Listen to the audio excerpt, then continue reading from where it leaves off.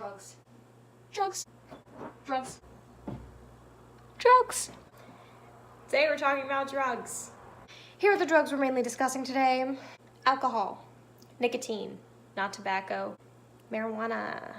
Those are what we're focusing on this day for this video.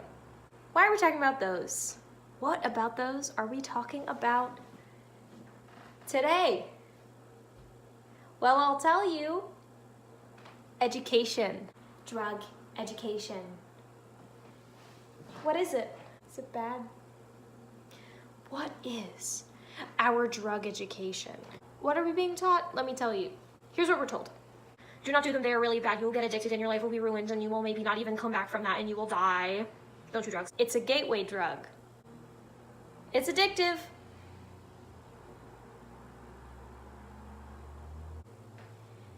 It's really addictive and you will do it and you will get in a car crash and you will die or kill someone. Don't do it. What is the message of all of those? Just say no. And I don't know who's actually ever listened to that. When you go up to a group of teenagers and tell them to not do something, when has that been effective? I'm waiting. It's because it hasn't. So what's the problem? We're told just say no. To be perfectly honest, I feel like my high school didn't really focus on any sort of drugs at all. If they did, it was usually in a week in which they were discussing the whole circle of sex, drugs, everything, and just personal safety. I think most people, including myself, just sort of viewed it as something that they had to go to and something that they had to watch and not really something that they took in, not something that really impacted them. I do not feel that it really impacted me. That's a big yawn fest, dude. That type of drug education for the drugs we are focusing on. Now again, what are they? Yeah, alcohol, nicotine, not tobacco, marijuana. That's what we're talking about. Those things. Saying don't do them is not helpful, I'm sorry. That doesn't work. Because these things are normal. Our parents do one of them. Maybe you do them with your parents. Someone you know does some combination of the three things. My point is that it's common and it's normal for a lot of people. As you can see here, over half of the population has consumed alcohol to some capacity for years and years now. So where am I going with this? What does that have to do with anything? It's not likely for no one to try these things because of how normal they are. That is what I'm saying. How do we relate this back to drug education? How do we do that? Let me tell you. We're told don't do them. They are really bad, just say no.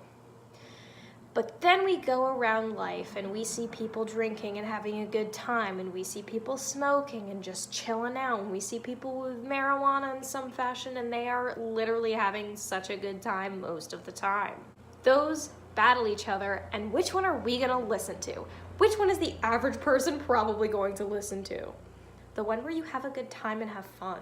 Not many people are gonna listen to the one where you seem boring. I know, because I was that. I was that person.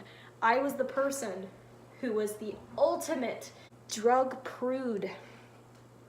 And I thought every single drug was just as bad as every hard drug you could think of put together. Make it all into one really big bad drug, and that's what I thought alcohol, nicotine, and marijuana were. So I can say from experience that people think you are boring and it's not fun. I don't think that we are given the proper instruction and the proper information on drug and drug usage, specifically about the ones we're talking about. Again, I will keep saying that, so there is no miscommunication here. I am solely talking about alcohol, nicotine, and marijuana. Please don't do hard drugs, that's not what I'm saying.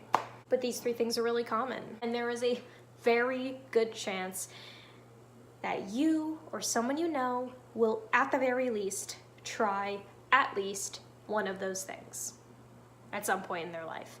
It could be in high school, it could be in college, it could be when they're 85 years old, it could be any time, but there will be a time when it's tried.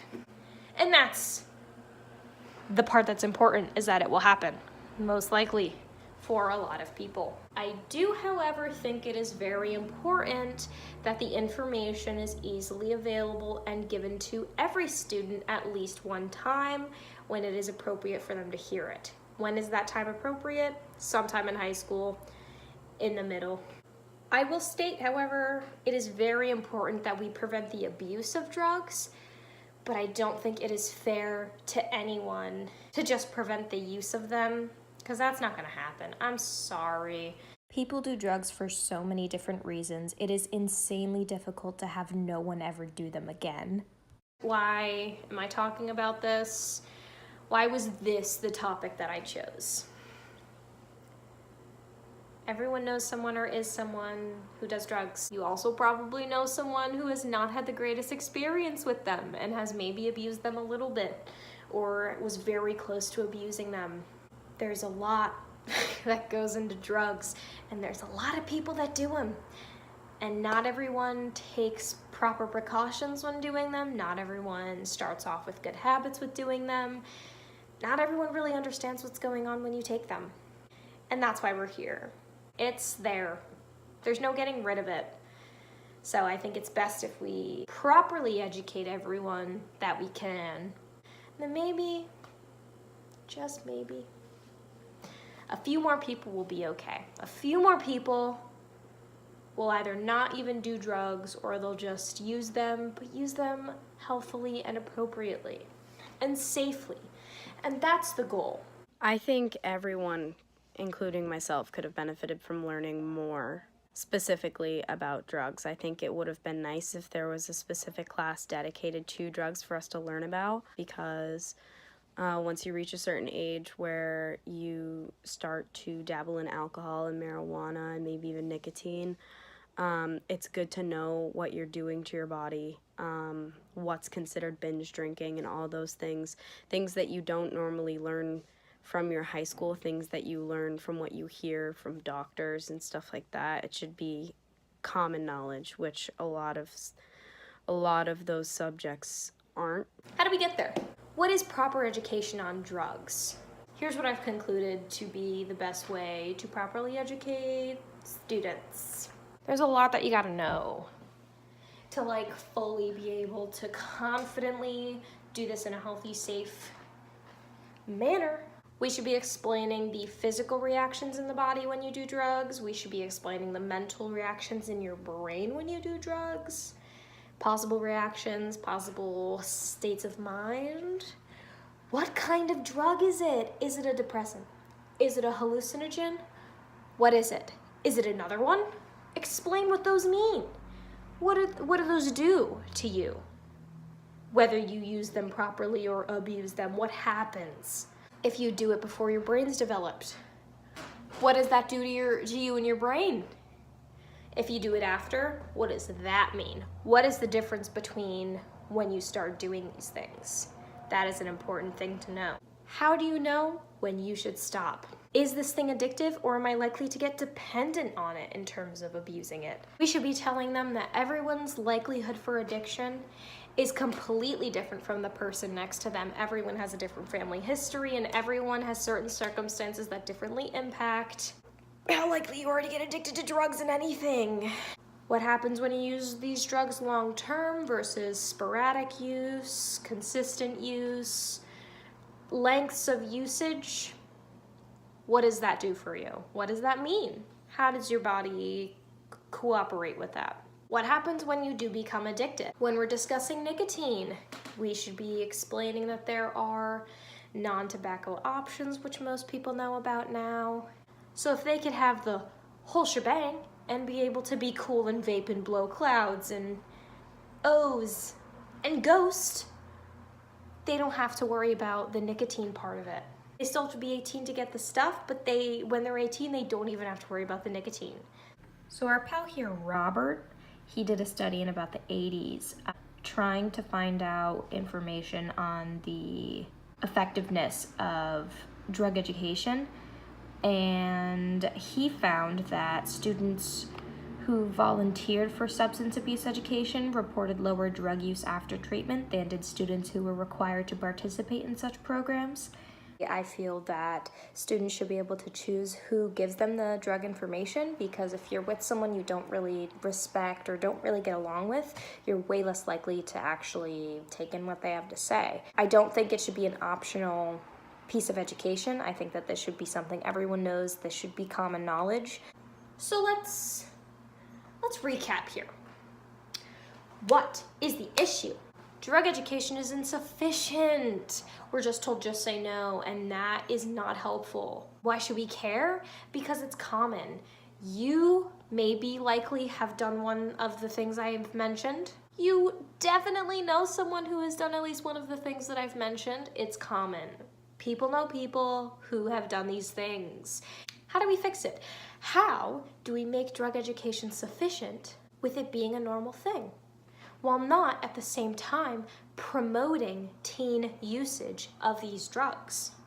You simply inform them. That's all you have to do. You literally just have to inform them. Every single piece of doing drugs besides how to roll a joint, don't tell them that. Don't tell them what places don't card. Don't tell them that. They already know, let me tell you. But don't tell them. Simply give them the hard information. Tell them what happens. Tell them certain circumstances and what happens in those circumstances. Explain the development aspect of things and how it is crucial to understand where you are in your personal development so you can more properly decide if you want to take the risk or not. It's all about risk when it comes to drugs. It all comes down to please tell them. When I'm an educator, I'm going to inform my students of things like this. I'm going to get the proper education myself so that I can properly educate them. I'm going to do my own research. I'm going to do those things for them. That's pretty much all I have to say here. One second.